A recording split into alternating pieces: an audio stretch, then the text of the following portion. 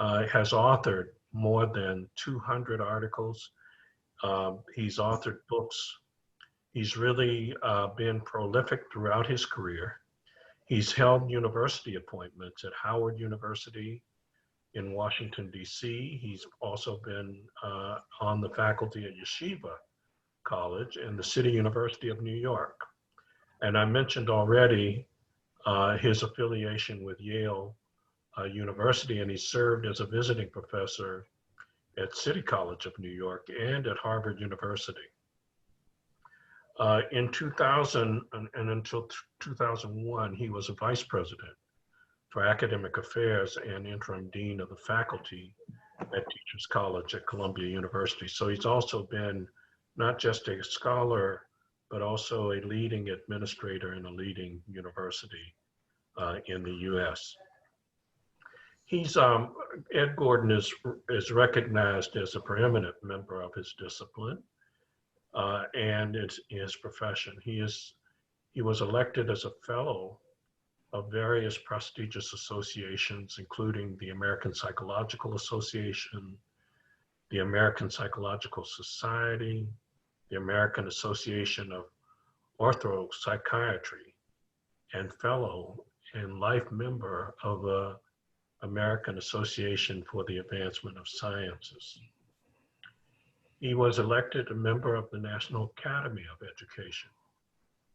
Included among his most recent honors, Ed was recognized by American University as its Distinguished Alumna of the Year.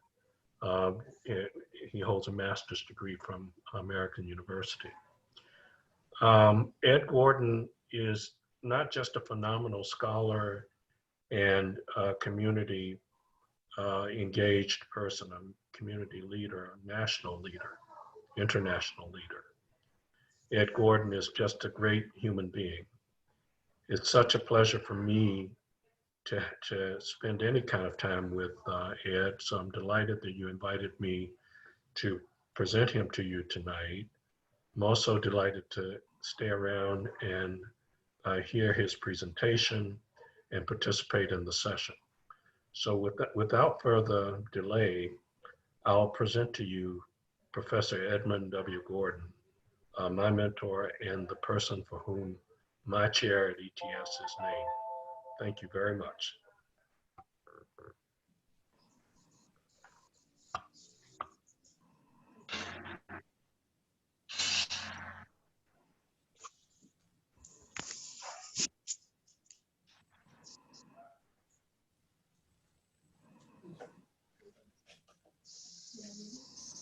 I think I forgot to unmute.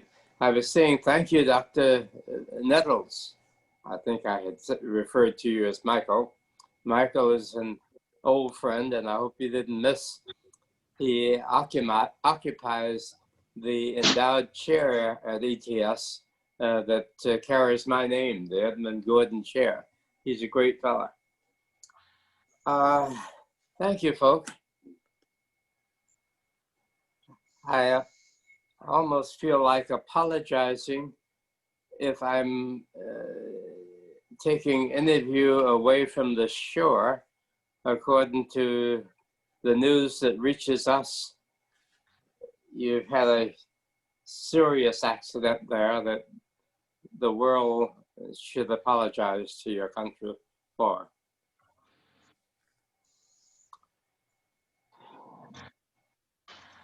Your leader, Professor Stanfield, and I go back a long time. He came to Yale while I was there. We invited him to be an assistant professor there. He stayed through his associate professorship before he started moving around then the US and now around the world at major universities, practicing his scholarship.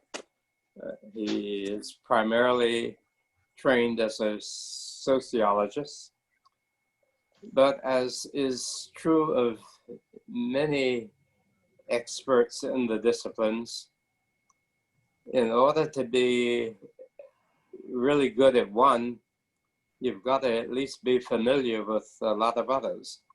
And you must have discovered by now that hanging out with John Stanfield is like hanging out with an encyclopedia, a man of broad and deep knowledge and understanding, but also a person of great compassion.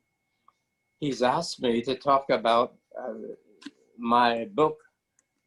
Let's see, I'm not sure you can see that, right? Anyway, it was published last November 2019. Its title is Human Variance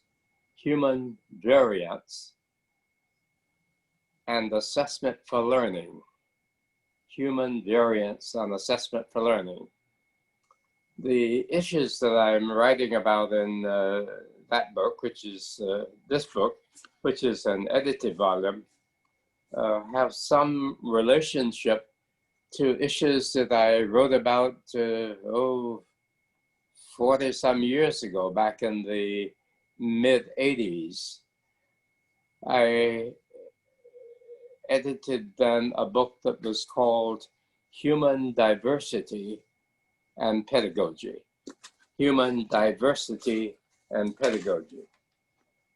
What we're talking about in both of these, human diversity, human variance, is the simple fact that we human beings are very, very, very diverse. We give a lot of political and social attention to our differences in status.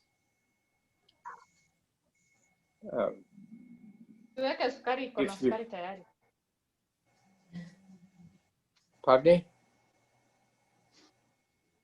If you haven't given much thought to the difference between social status and social caste, C-A-S-T-E, I invite you to. It may be that the differences in status, as important as they are, differences like differences in race, social class, gender, nationality, these things that pretty much define us in relation to other people in the world are terribly important. But the differences that we experience in caste may be even more serious. In modern times, we can sometimes escape some aspects of the statuses that we occupy. In the United States, we've long had the reputation for being able to move between classes fairly easily. You may be born rich and you die quite poor. You may be born poor and you die quite rich. You can fall anywhere in between those. You can be a member of the working class, or you can be a member of the upper classes, and movement between these is quite possible. But if you're a member of a caste group, like a gender group or a racial group, and in some instances a religious group, you're kind of stuck there forever. And the cultural forms, the cultural expressions, the behaviors, the traditions, the meanings that members of a particular caste or class assign to things, when one is talking about caste, you're kind of stuck there forever. So that as we will be talking a lot in my talk today about culture and ethnicity, to the extent that that ethnicity carries with it physical identifiers, such as in skin color or physiognomy, there is this overlap between in a status group like Black in the United States and membership in a caste group comparable, say, to the untouchables in a country like India. So for almost 60 years now, I've been struggling with these ideas having to do with variations in humans, their implications initially for pedagogy, but in this book, I'm talking about their implications for assessment.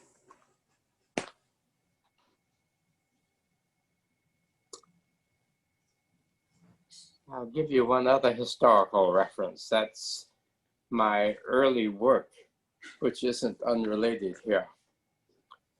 Back in the 1950s, my first professional job after deciding that the Christian ministry, that the church-based Christian ministry was not what I wanted to do. I was an ordained, and still am, an ordained Presbyterian minister, had a small parish for a while until I decided to move into psychology. But anyway, my first job in psychology was that of psychometrician, psychometric support person for a group of special education teachers. I was responsible for administering for them psychological tests by which they classified kids. I had the good fortune at that time of running into a woman who was a teacher of children with brain damage, cerebrally damaged kids. Elsa Heusemann was her name. She was a German refugee. Elsa had the idea that my test scores, my reports that were largely quantitative on the status of the kids that she was working in. She appreciated them, but she said, "Ed, this stuff is almost useless to me. I kind of know in general where each of these kids stand. I know that they're behind other kids. I can even estimate from my teaching experience with them how far behind or how far ahead they are." She says, "What I need is a better understanding of how these kids function, as learners. I need help in understanding the processes by which they are learning or failing to learn." I should have stayed with Elsa's work. I left it to go into the field of guidance.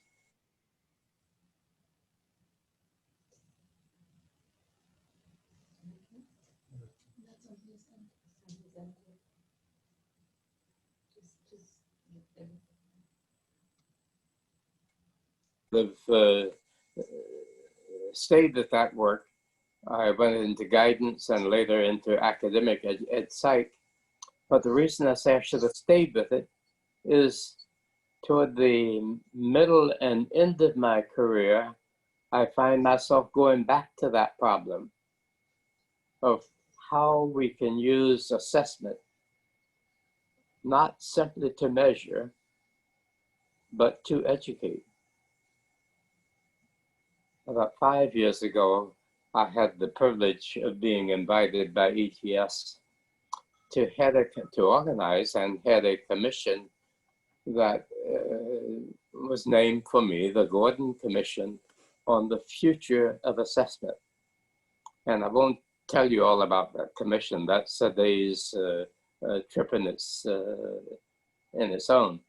But the principal finding of that commission, not surprisingly, given the fact that I was its chair, its principal finding was directed at repurposing educational assessment. We concluded that measurement science certainly could be used to measure, but it also can and should be used to inform and improve learning.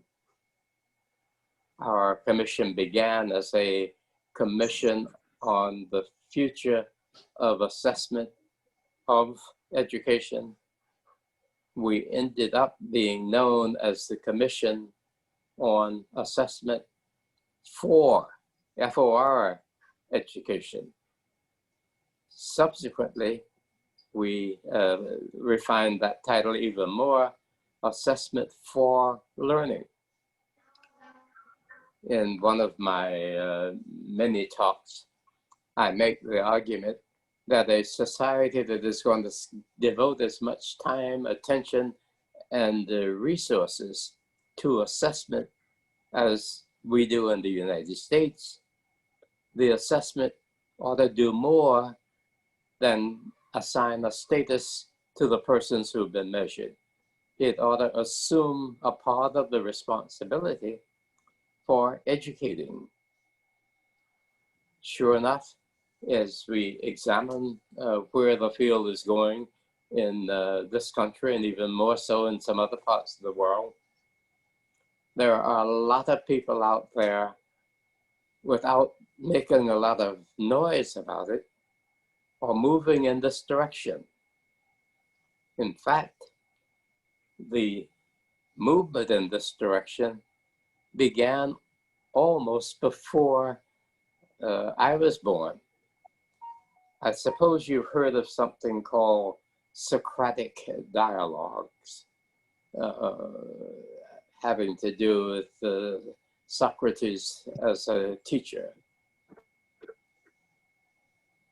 The tradition in Socratic dialogues is a tradition of problem solving, of posing problematics, of raising questions that require you to reason through them to understand them. Not so much are the questions raised to determine how much you know or what you can do or what you don't know. They are really raised as catalysts for thinking, to stimulate thought, and in the process to encourage learning. In modern times, we have something that's called epistemic, E-P-I-S-T-E-M-I-C, epistemic games. I kind of trace that to programmed instruction, where the probes, the stimulus materials are graduated in ways that get the learner hooked in the process as she is exploring and solving problems, and in the process developing competencies, developing skills. Down at ETS, where my friend Michael holds the chair named for me, there's a chap named Randy Bennett. And for about 10 years now, Randy has been doing some, heading a research program that's called Cognitive-Based Assessment for Learning. CBAL is its acronym. And what he has done is to formalize what most of you would recognize as the notion that we call formative assessment, where the assessment data are used to feed, inform, to guide instruction. Now, in Randy's work, in Bennett's work, he stays closer to status data referable to the measurement of status, than to process, which my Gordon Commission called for. But nonetheless, he is using the assessment information, the information produced through assessments. He turns it back onto the learning person to be an instrument of instruction. I've got 4 of my former students who are dealing with some variation of this. Eleanor Thomas over at the City University of New York calls her program dynamic pedagogy. And in dynamic pedagogy and learning cultures, which is the McAllister program, in both of these and a couple of others I'll mention, the assessment probe is built into the instruction, very much like Socratic dialogue.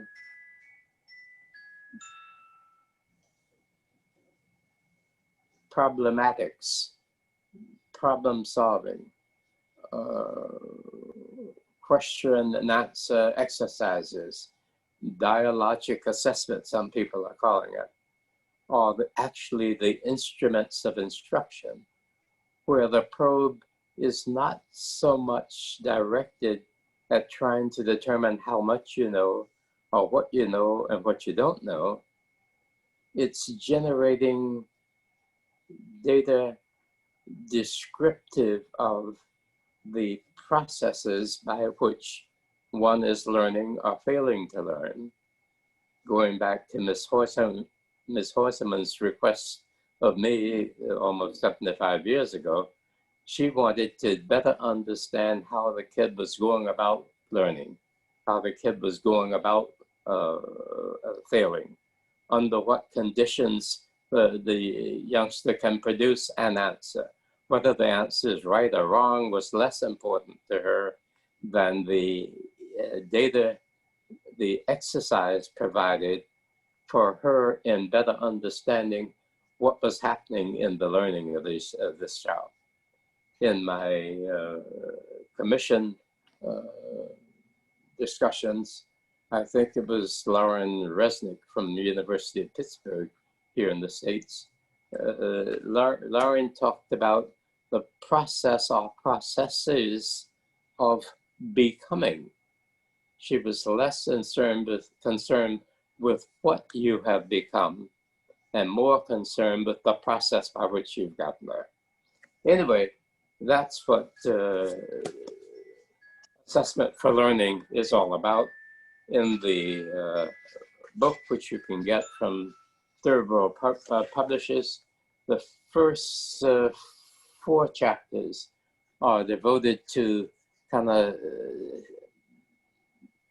an analysis of the problem of diversity, the problem of variance, and the moral responsibility for dealing with it. There's a very interesting chapter here on meritocracy. Another former student of mine, in fact, most of my work for the last 30 years has been done with former students of mine. I've been around for a long time. I think it was Michael wouldn't tell you my age, but if I can make it just 10 more months, we will be celebrating my centennial, my 100th birthday. Anyway, in this chapter on meritocracy, Moreau is raising the question as to the morality and the logic of assessments having assigned so much privilege to the rank ordering of people, to measurement of status, and then trying to classify it in levels of goodness. She introduces in this chapter the possibility that meritocracy, which is offered as one of the elements of democracy, may in fact be anti-democratic if you consider that not many of us are in my position. From birth, I have had the opportunity, the encouragement, and the resources by which to become meritorious. If I hadn't ended up doing something with my life, I would have to explain why, because I was born into a family that could enable that for me. And they were able to put me in situations that further enabled it. And that enabled me to end up in the Ivy League and the academy in the United States. And there's not much an intellectual needs more than an affiliation, recognition, and status in a major academic university in order to go ahead. So Moreau is arguing that this tradition of rewarding the best may not be so democratic when you consider that one has to be in position to become meritorious. So my lower class people, my lower caste people, people of color, in some instances females, in some instances persons who have physical or mental challenges, certainly most poor people don't have the opportunity to develop themselves in ways that enable them to be classified as meritorious.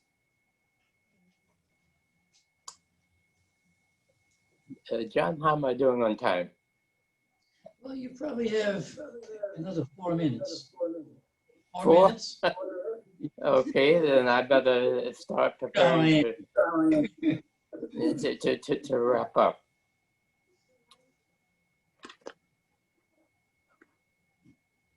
It may be that in our questions, we can get to my last set of notes. They have to do with the processes of learning themselves. They become important for me because the most substantive criticism of my work has come from folk who argue Gordon has an excellent vision. Gordon's view into the future is right on. It's where we gotta be, but he's shy on blueprints. And as I looked over your questions, I realized that you naturally and logically want to know what the stuff means for practice.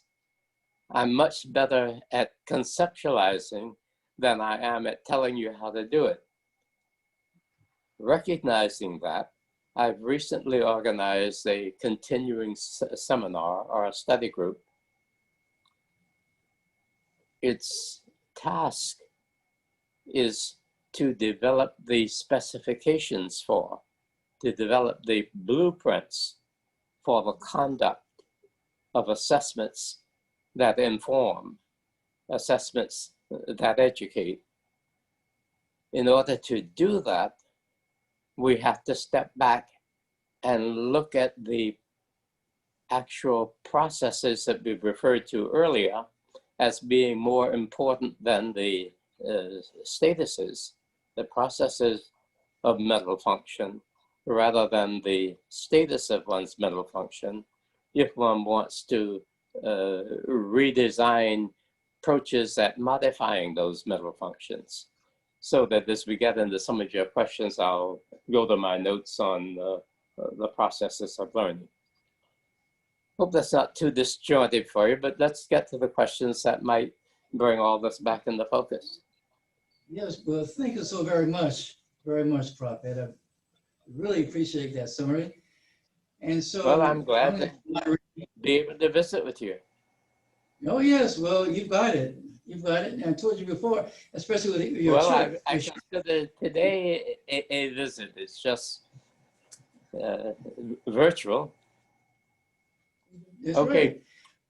Okay, so what we're going to do now, who wants to get into that question? I think that first one had to do with its implications for what you're struggling with. Yes, and so we're going to have our first presenter of questions. I'm going to have her give her name and her title, and then the question. Thank you, Professor Gordon. It's a real pleasure for us to have you with us. Can you hear me? Hello? Professor Gordon? Looks like you want to know how what we're talking about can help us do away with the obsolete models that we're stuck with. Interestingly enough, that is no bigger problem for you than it is for us here in the United States. It's interesting that my work for the past 5 years or so has been funded by the Education Testing Service and the the government's National Science Foundation. I am not certain how anxious the testing service is to push these notions right now. They are highly critical of what we do in standardized assessment.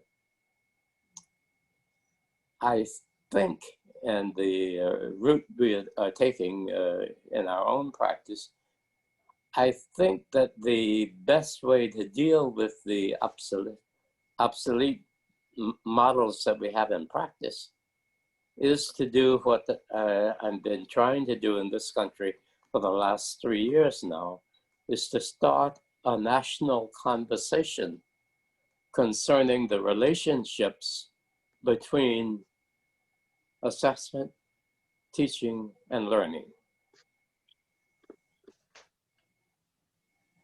Measurement science seems to have grown out of a recognized need to sort people, to sort learners into groups by which we can more easily teach them. We've thought that the best way to do that is to estimate and to more accurately measure the status of persons. Excuse me 1 second.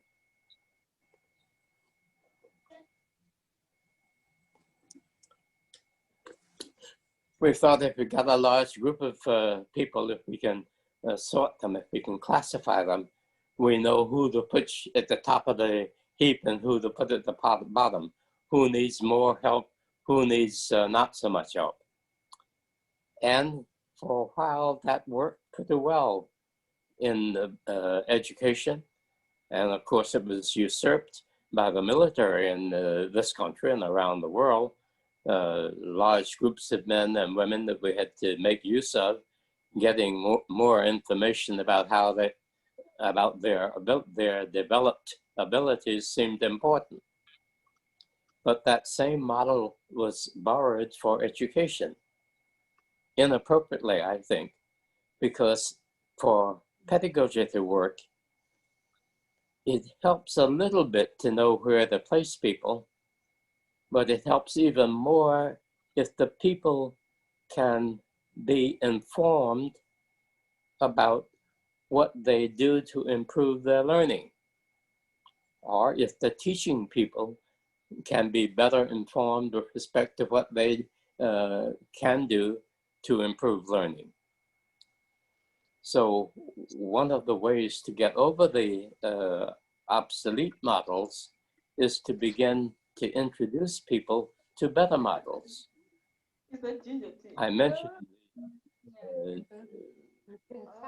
replacement models were the absence of them were one of the weaknesses of my work.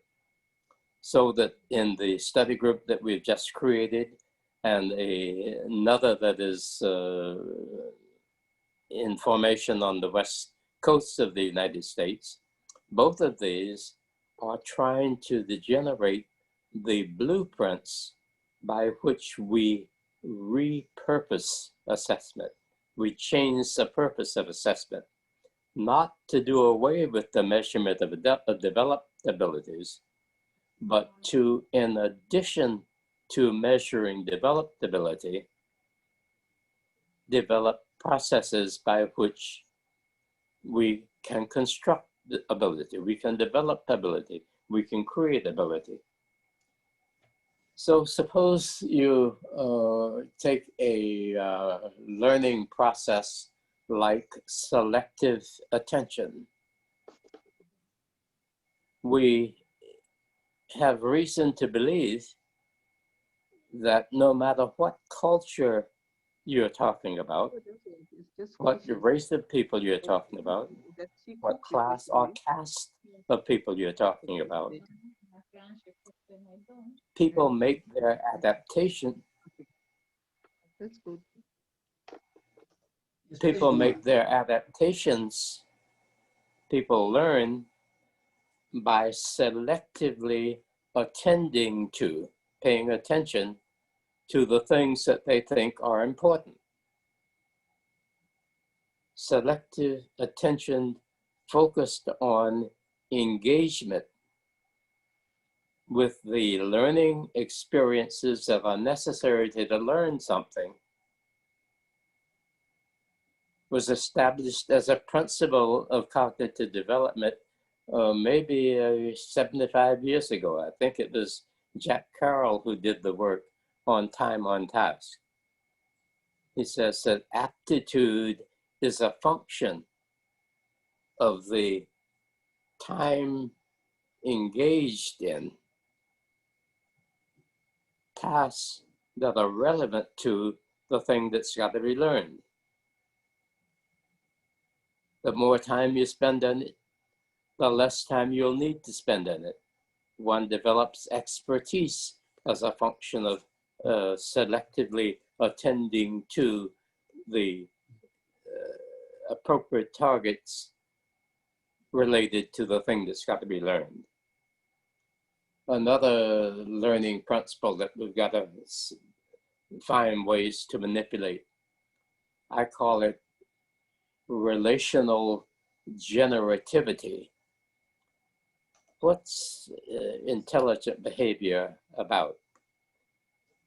It's really about being able to look at discrete phenomena in one's environment and generate relations between them. When those relations help you to identify it more quickly, when those relations that you generate between these things help you to identify it in other situations, when they help you understand what's going on in it, when they help you understand how it can be used to solve problems, you have become a more proficient learner in those specific domains.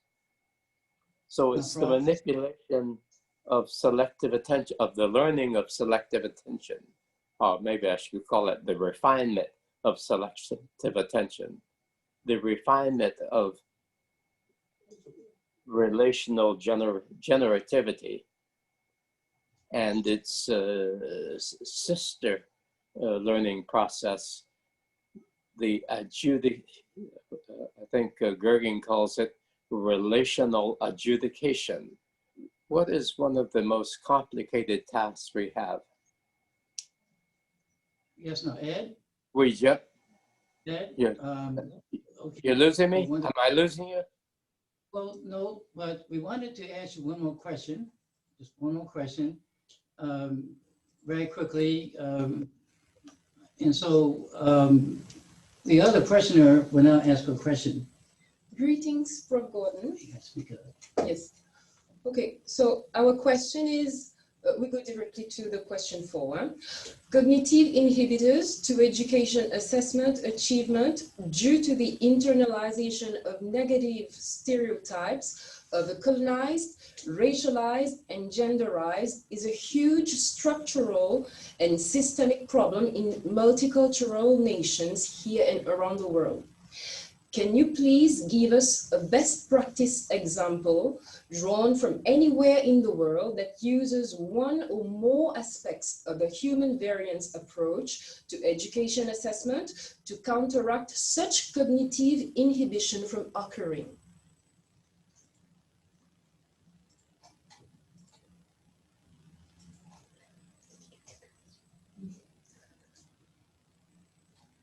It's about differences between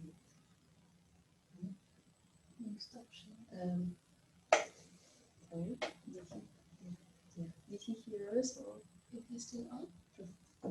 impacts of stereotype. Before him, our Katz was working in this area.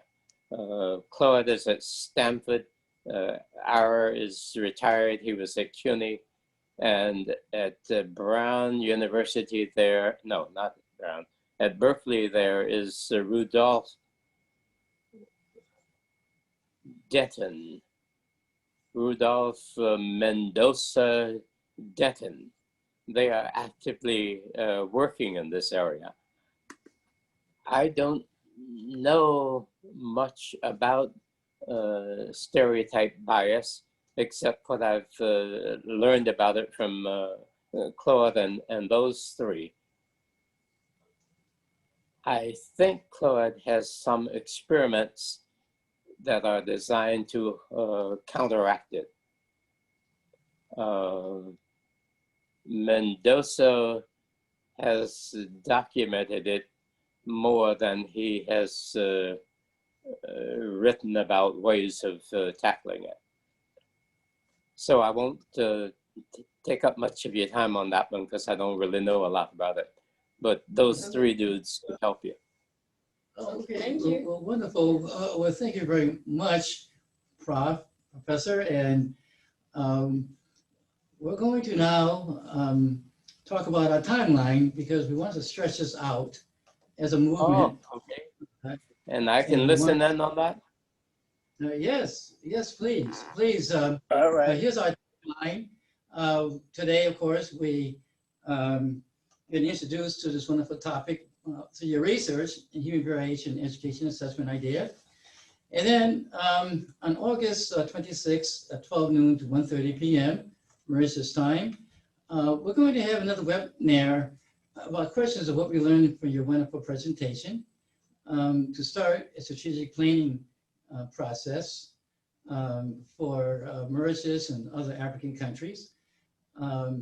Thirdly, we're going to have a September time in which we hope you can join us again at 8 p.m. I need to check with your schedule. And it will be hopefully our first bi-monthly meeting with you to discuss strategic options in African countries. Fourthly, October 14th, 12 to 1:30, we're starting having reports, I hope, from folks about the strategic planning options, be they in governments or in civil societies, like in schools, so forth and so on, in African countries. Fifth, November 11th, once again, we want to hook up with you, 8 p.m. to 9:30 p.m. our time, and of course, 12 to 1:30 your time, keeping in mind daylight saving time. And at that time, we want to review with you what we've been discussing, both here in Mauritius, perhaps in South Africa, Ghana, other countries that we're tapping into. And then, of course, between these meetings, we're going to be discussing among ourselves. And then on January, sometime in January 21st to June 2022, every third Wednesday, we want to meet together from 12 to 1:30, again, Mauritius time, reporting about our options of various kinds. And then in point 7, we want to start in the month of July and August, developing final recommendation reports, sharing workshops for the first 2 Wednesdays, and then again, link up with you, sometime in July and August on the 3rd Wednesday, so you can basically continue to share your wisdom about what it is we're trying to do. And also perhaps we can also utilize these times so we can be of assistance to your movement going on in the States. And so that's what we have in mind. And we want to, thank you for kicking us off in terms of ice breaking. And we want you to stay with us in this process very much. John, I'll let you in on a secret. In my memoir, I refer to myself as a promiscuous thinker. And what I'm really referring to is the fact that I steal and borrow and duplicate ideas from anywhere I can find them. I'll be glad to help you folk, but I'm also looking for help. Mm-hmm. You might want to ask your tech people whether if I can give you a link to the Zoom meetings of my state study group. I wouldn't invite you to participate in it, but I would invite you to listen in and ask you to do the same thing that the members of that group do. After each of our seminars, each member is responsible for writing up and sharing with the other members of the group his or her notes. Not so much a summary of what went on, but notes on what ideas came to you as you listened. We are maybe a little bit ahead of you since we've been at it for 3-4 months now. But we are doing the same thing that you're doing. We're trying to make sense for practice of these ideas. Given that we seem to be buying into the perspective when it comes to programming, when it comes to practice, how do we play this stuff out? So you might benefit from eavesdropping on my study group, but the price I would charge you for doing it is to give us some feedback on what you hear. Well, I tell you what, you know, we both like to bargain. And so why don't we have a cross eardropping, you know, sort of arrangement in which you folks can eavesdrop in our process. Right. But also, but my request would be that we debrief. We have points in time in which we debrief the cross eavesdropping, you know, and so we can start synthesizing what we know and figure out how to apply it, you know. But look, okay, well, I'll give you a buzz next week, and so we can start. Thank you kindly for letting me visit with you. I think I sent you a paper that grew out of this book. You can pick up the book. I'm sending you an electronic copy of the book. Okay, great. And great. Keep in Much touch. appreciated. All right. Much appreciated you too. And so thank care. you, everybody. And right. so God bless you, and we'll be in touch. And everybody who's on board, you'll be getting our minutes, and I hope that everybody on board, multi-stakeholders in government, civil society, here in Mauritius, in Africa, in the Americas, we just stick with the process. And as we move along, just let us know who else should be involved in this movement to deal with education assessment, not only in Africa, but now, as you see, you're part of a global movement in terms of building together. So thank you very much. And thank you, staff, my wonderful staff supporting and IT persons. And thank you very much, friends. Thank you very much, my colleagues. And thank you now. Okay, peace to you. All right. And peace to everybody. Thanks for coming. Thank you. Bye-bye. Bye-bye. Everyone is Thank you. Okay. All right.